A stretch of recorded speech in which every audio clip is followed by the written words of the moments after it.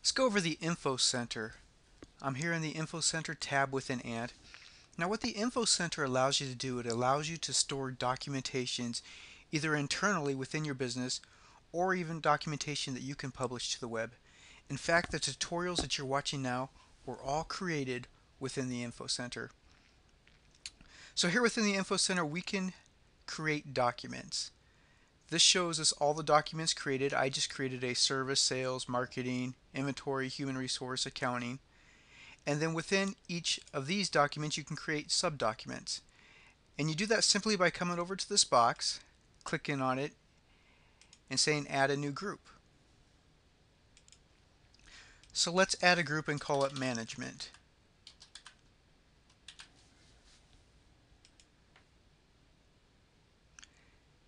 And as you can see, it added the group here and it defaults it to a color black. I can come here and change that color.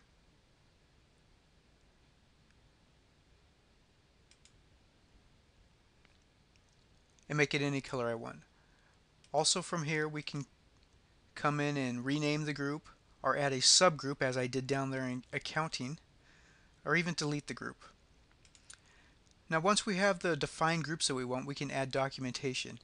As you can see from a global view, this is showing us two documents that are already stored here. To add a new document, we would click here on New Document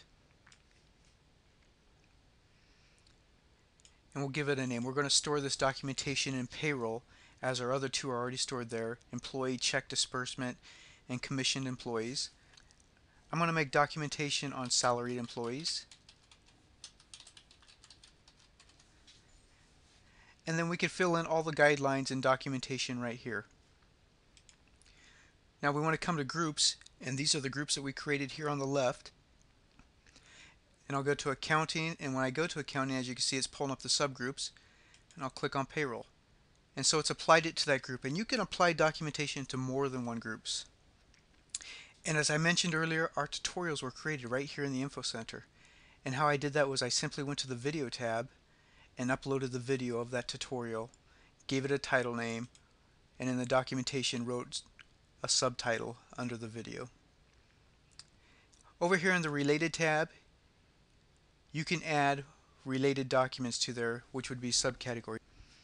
So for instance, in the tutorial you're watching, there are links down below. Those links are actually links that I built right here by adding in related documentation. Once we're finished with our documentation, we simply click Save Documentation, Close, and now our document is showing up here. Now eventually this thing will be filled with lots of documentation, so to narrow down what you're looking for, you simply go to the group and you click on it, and it will pull up that documentation related to that particular group. And that's really all you have to do to start creating, saving, and sharing documentation within your company or putting it on your website.